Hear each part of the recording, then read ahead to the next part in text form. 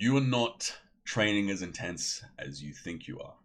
So high intensity is making a comeback, and that's great. I'm seeing a rise in popularity for good reason. High intensity is superior to volume in many ways, if not at the very least due to the fact that you can adhere to the training easier. However, one of the biggest benefits to high intensity is simply the fact that you're hitting a required intensity threshold to make adaptations that you often don't on volume days. But some of you guys aren't training as intense as you think you might, and might not be training intense enough to really even make any adaptations. And that can oftentimes be an issue with high intensity. People will start doing high intensity and say, fuck, it doesn't work after 3 to 6 months because they're not training high intensity enough. So the first one is you are not failing. It's in the name. One set to failure. You have to fail though. So you're doing an incline dumbbell press and you're doing that last grinding rep and it's fucking super tough and you're shaking and it's screaming and it's 3 to 4 seconds to finish that rep off. And you know for a fact there is no reps after that. You're not going to complete another rep after that. So you go, all right, that's enough. No, because you might, one, have a rep after that. A lot of times people will think that's their last rep, and then if they were to in fact try again, they would actually get another rep or a few extra reps beyond that point. And then you have a bunch of reps in reserve, especially dudes that first start doing high intensity. They think they know what failure is because, you know, they have a concept of it, but because they've been doing volume for so long, they don't actually understand what truly failing a rep is. It's actually failing. So you do that rep, and then you try again, and you just keep going until you actually can't lift the weight any longer. And let's say, for example, you are doing a rep in reserve, or whatever it is, or you're not actually going to mechanical failure. You're not recruiting every single motor neuron and every single muscle fiber because you're not actually failing. And then you have a guy who is failing. And he say, for example, one second, this is a new format for me. Whoops. Fucking hell. He, for example, gains one extra 4% muscle and strength every single chest session due to the fact that he's going to absolute failure. And this is not unreasonable to believe, by the way, because 1% isn't much. However, over 52 weeks, this is 52% because you train typically once a week with high intensity, no more. Thus, chest day, you gain 52% extra muscle, 52% extra strength over the guy who isn't doing that. And all of a sudden, you've gained, say, 1 kilo of muscle in your pecs over that year. I mean, if you can, that's fucking pretty good. But let's just say, for example, you are. And these numbers might be off by quite a large margin, but you hopefully understand the concept.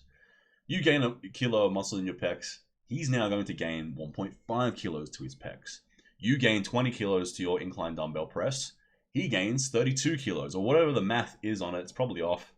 And it's probably not accurate. It might not even be a full percentage. It might be half a percentage. But even half a percentage is a massive amount of increase over a year, over 2 years, over 10 years. You are going to be a far different guy to the guy who's doing it optimally. So don't leave any gains on the table. Make sure you're failing. Because also, a lot of the times, you will indeed have reps after that rep that you think was the last rep. The next point is not overcompensating with drop sets and rest pauses. I am guilty of this, and I'm guilty of many of the points I'm going to mention in this video, but the biggest one is that I've personally overcompensated with drop sets and rest pauses. They're great. Rest pauses and drop sets are great, but they're not to be used to overcompensate for the original set or the initial set. They're used to get more damage to the muscle, really make sure that you've done enough damage. You're kind of overkilling to make sure you've hit that threshold. But if you never even came close to that threshold in the first place because you had a rep or two in reserve in your, again, incline dumbbell press, for example, the drop sets and rest pauses aren't going to do you a hell of a lot. They're more of a time and attention protocol.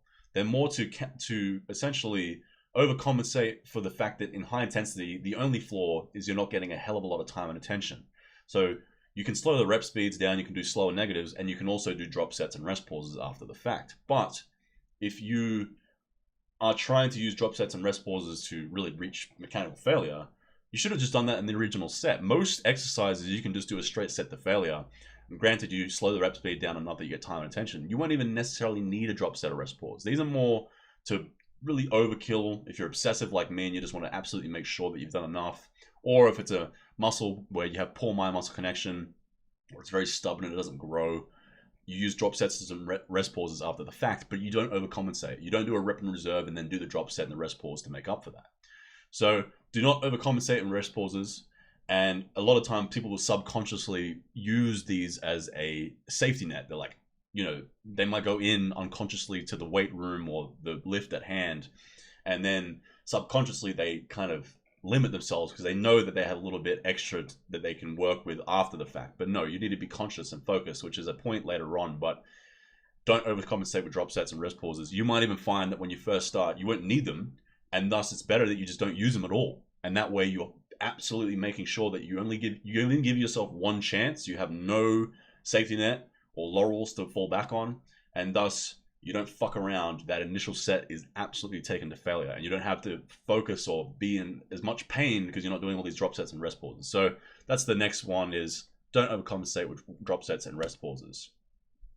Now, the next one is use force reps instead. So this will require a training partner, and that's also a great part, which is this sort of a separate bullet point, but I'll add it in, is training partner will help. My spelling is fucked.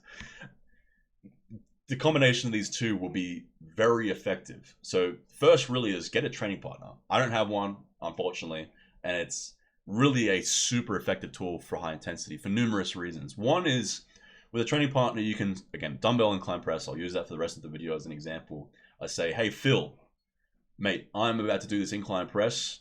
We're both high intensity, right? If I don't fail, don't let me stop.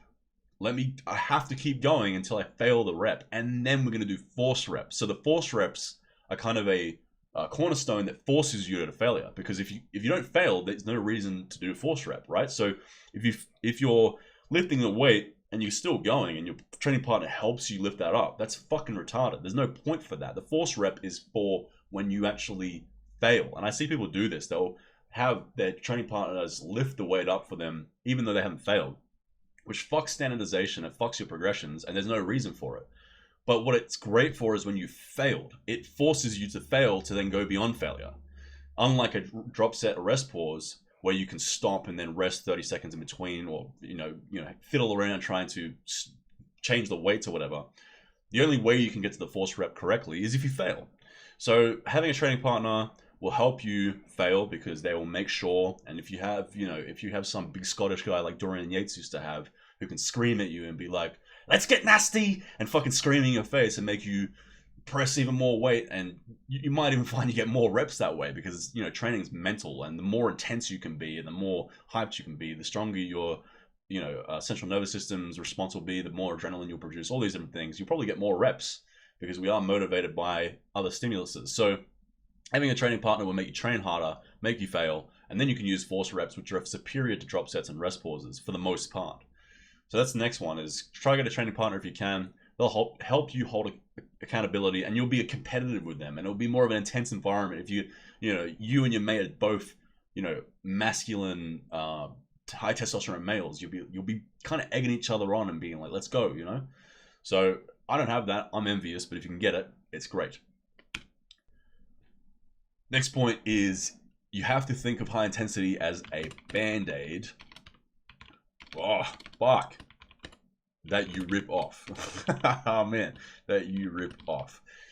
When you think of it in this context, it's much easier to push through the pain. So one of the biggest things that stops you from training to failure, or really intensely in high intensity training, is the pain. Especially when you first start, you don't have the pain tolerance yet to really go to the utmost, and it's very painful. That last rep where you're almost failing, and then the failure rep and pushing through that failed rep can be very painful. And it can be the thing that stops you from really completing a rep sometimes, because the pain is just too much, especially on certain exercises. So you need to think of it as a band-aid that you pull off very quickly. It hurts more, but rather than spending 2-3 hours doing a volume workout, or 2 to 6 minutes or whatever the fuck it is, slowly pulling that band-aid off, you pull that band-aid off in a second. You do that training session in 20 to 30 minutes instead. So it's more painful, but it's just one set, and it's over very quickly. And most of the reps aren't that painful. If you're doing 10 reps, for example, on the incline dumbbell press, the first 7 are pretty fucking easy going. They don't hurt that much. 9 to 10, pretty painful, but that's like 10 seconds of pain. Like, are you that much of a fucking pussy that you can't put up with 10 seconds of pain? If you are, then maybe volume's better off. But again, really, it's not that bad. So think of it as a band-aid you rip off rather than the slow band-aid that pulls all your fucking arm hairs off. Next point is focus. So another thing that stops people from failing or really just giving their all into high intensity is their focus. You need to be focused. It's like in academics with the deep learning principle, where you have a guy who spends 8 hours a day learning, say, I don't know, mathematics, and he spends a whole fucking day doing it, but half the time he's on his phone, he's watching TikToks, he's, you know, taking breaks to play video games and shit, and he's not really 100% focused. He's like 40% focused, and thus he gets inferior results to the guy who spends an hour a day, just an hour, but an hour of most 110% of his, you know, conscious effort and focus on said subject. And it's demonstrable, and it's proven that if you can spend shorter amount of times but much more intensity on something than a longer amount of times with less intensity, that you'll get better results. And this just applies universally, but also for weight training. Now, obviously, there's some things where high intensity might not apply, like knitting, but the analogy here stands. So it's shorter and it's more, but you have to be more focused. You have to put your brain into it. So there's 3 stages to this. You have preemptive focus. So this is the 5 to 10 minutes before you train, or maybe even the night before. Like Dorian Yates, the greatest high intensity advocate we've ever had, would spend the whole fucking evening the night before thinking about the clothes he's going to wear, the music he was going to fucking listen to, like all these minute details that really could potentially add up to, again, these small percentages that over a long continuum give you far better results. Now, you don't have to be a Mr. Olympia level of focus or the brain chemistry makeup that Dorian Yates has that allows him to do that. You could be a bit more conservative with this and go, all right, 5-10 minutes before my workout, I'll do sort of a meditative state where I turn my phone off, where I get all the distractions out of the way. And this way, when I'm in the gym, I'm ready to go. I have everything planned out. The exercises that I'm going to do, how I'm going to perform them, how many reps I'm going to go for today, how long I want to be in there, what music I'm going to listen to, what am I going to wear? Am I wearing gloves that allow me to bench press better? For example, if I do a incline dumbbell press, funnily enough, my dumbbells that I own have these incredibly fucking nasty sandpapery knurlings on them that now that I'm quite strong and I'm doing, you know, 100-pound incline dumbbell presses, this knurling is so brutally painful in my baby hands, my soft, fragile hands, that when I'm doing incline dumbbell press, it fucking hurts too much to focus on the actual set itself. All I can think is, that shit hurts. So before I work out chest days, part of my preemptive focus is, have I got my, you know, gloves ready to go for that specific movement? Because otherwise I won't be able to put as much of my focus and energy into that movement. So it could be so many things. It could be, did I eat too early, or did I eat too close to my workout, and will this now interfere with my energy levels or my digestion? Did I eat at all today? Have I eaten enough? What did I eat? Was it high carbs? Was it high protein? What previously gave me a better workout before I had, you know, like all these little things go into account, and it's kind of like a science experiment of focus and meditation, preemptive focus. Then you have intrafocus, right? This is the most important one.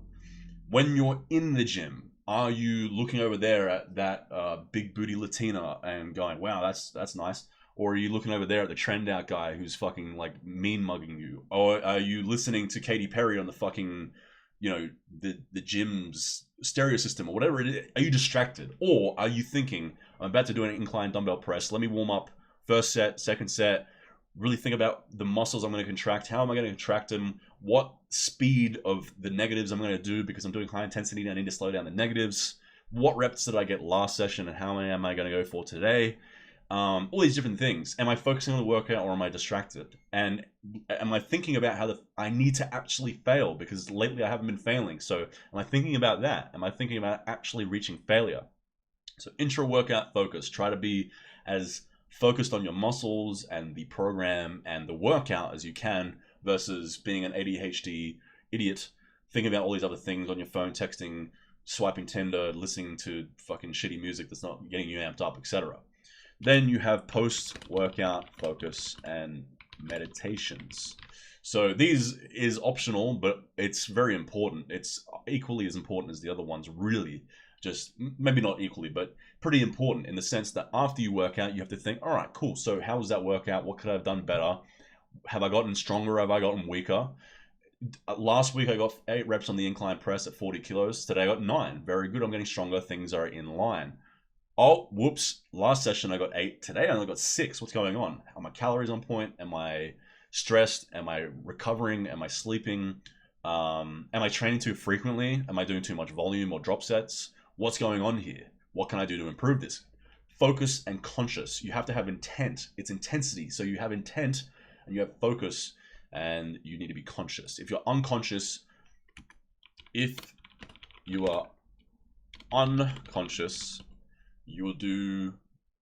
fuck up. You won't do as well. If you're unconscious, you'll subconsciously limit yourself. You won't grind for that last rep. You won't be thinking about the reps you're going for, the music, all these things that add these little percentages or potentially big percentages. So don't be unconscious. In many aspects of your life, high intensity can apply to so many things, but in the training aspect especially, do not be unconscious. Be conscious of the muscles you're contracting and every other aspect that you can think of. Next point. And there's many things that you can be conscious about in regards to training. And there's a concept called Kaizen, which is a Japanese concept of adding small percentages over time. So if you add a percentage every single day, and in 365 days, you'll have a 365% increase. So if you want to be more of a neurotic sort of person, or you are more of a neurotic person, or if you're more of a diligent person, think of all the little percentages that could add to your training and make you more focused and intense. In a book called Atomic Habits, there is a guy who basically changed the English bicycle team, where he came in and said, all right, we're going to just start adding percentages in every single little aspect of your life. We're going to hire a surgeon to come in and teach you guys how to thoroughly clean your hands, so you're less likely to get sick, so you're more likely to be able to train consistently. Like the most, obtuse thing you would never think about, because you're not thinking, you're unconscious, you're not focused, you're not intense.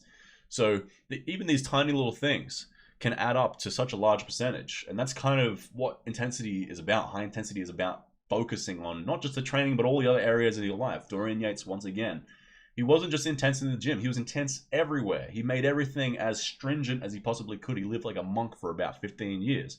And it paid off. He became one of the best bodybuilders of all time, arguably the best. So it isn't just the training. Now, if you are lazy, which HIIT is great for, maybe you don't have to do all these extra little percentages. Maybe not thinking about the clothes you're going to wear, the music you're going to listen to, etc. But at the very bare minimum, make sure you're failing. Failing numero uno. That will get you 99% of the way there, or whatever percentage of the way there. That will still make you better gains in volume, especially if you're a lazy person. So HIIT is inducive, or not inducive, very friendly. Let's just say friendly. I'm not much of a wordsmith. Let's say high intensity is friendly for the lazy dude, because it is great for getting you a decent amount of the way there, because something done at 90% efficiency is still far better than something that you don't do at all. But in saying that, if you really want to reap the most gains out of high intensity as you possibly can, think of these little percentages, and at the very least, make sure you're failing. So that's it for today. Thanks for watching. See you cunts later.